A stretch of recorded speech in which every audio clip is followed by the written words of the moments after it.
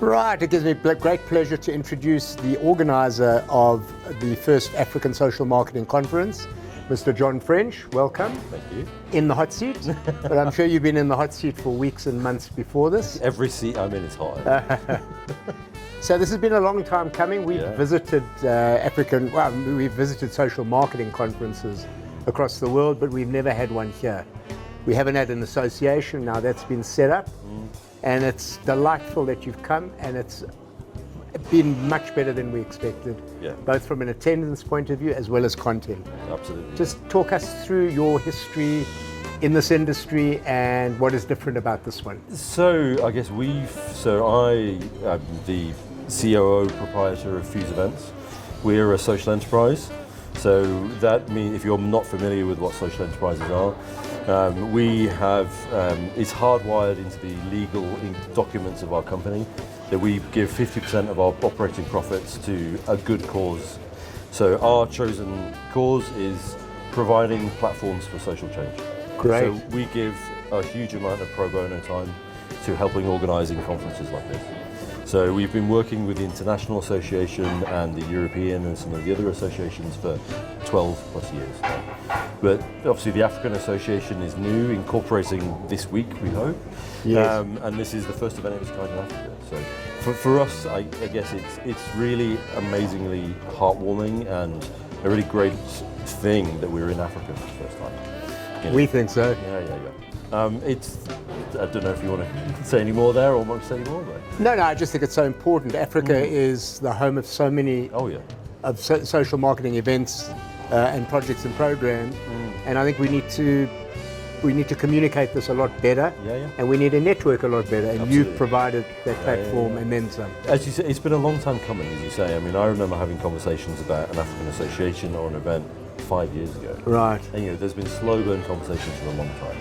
But it's great that there's a really amazing group now who have instigated the African Association, and they've really brought a head of steam to it happen. Yes. And also the team here at Wits University in Joburg have been amazing. They've been amazing support for the event. But as you say, Africa there's always been great behaviour change work here, happening here. Yes. In the World Conference we run, the European, there were always people who were doing projects in Africa coming to those events, because they didn't have their own events. Right. So we always knew that there was the work here. There's really important work happening here, at scale as well. Absolutely. There's really big rollout programs happening here. And some huge marquee donors and governments that give loads of support to the work here.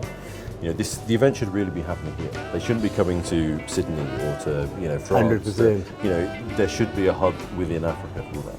So I think for us it's nice to see that vision come to life and for it finally to be here. It feels like it's almost come home in a way. And long may there be many more. Talking on that point, many more. This is obviously Southern Africa, which is quite a long haul flight. I know we chatted last night about looking at other venues, other locations that are probably closer to Europe / the US, etc. What are the plans for the future? I know it's a bit early to ask you this. I told you it was the hot seat.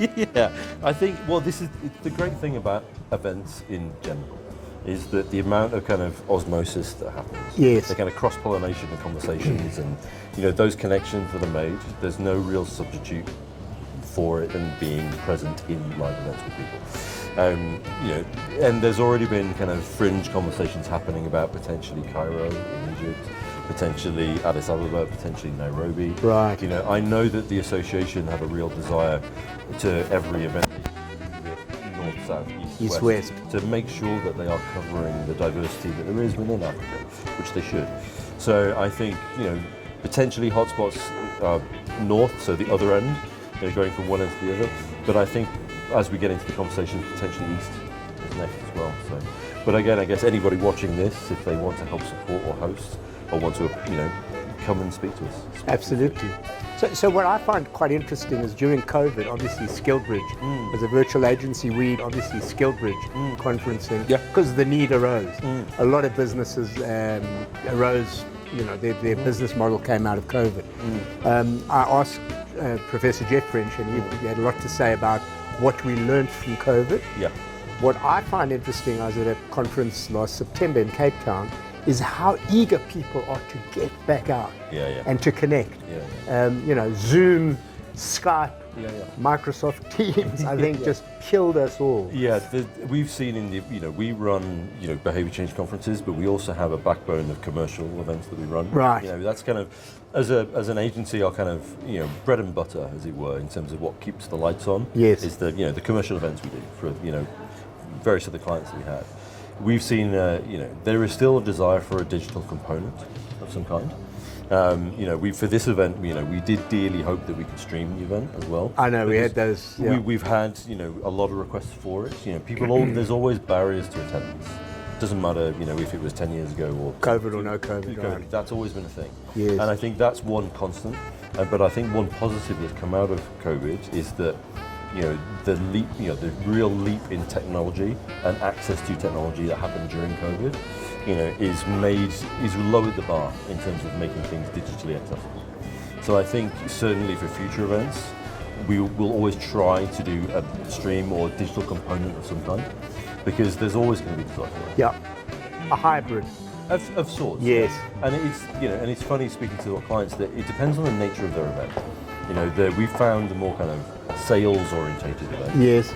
They really want things to be in person. Yes. Because you get that kind of physical rapport, you can have eye contact. Right. You have that kind of, if it's more of a commercially driven experience, I think there's more of a desire for the in-person. If it's more kind of information exchange and people are learning and sharing, you can be a kind of passive observer in that, or you know, passive in the sense of viewing, but you can contribute on text or, you know, sending. I think there is still room and the desire, certainly within, you know, this kind of space for online. And I think it's just, we always have to be sensitive to what people want. It's classic marketing. Right. Understanding your audience. Absolutely. What do they want? You know, fulfilling those needs. And it's just listening to people and trying to lower those barriers. Yeah, that's the key. Great. Thanks so much, John, and thanks for being part of this discussion. Conversation Corner, it's been great. My pleasure. And best of luck for the next and many more African social marketing conferences. No, thank you so much. Thank you very much. Colin.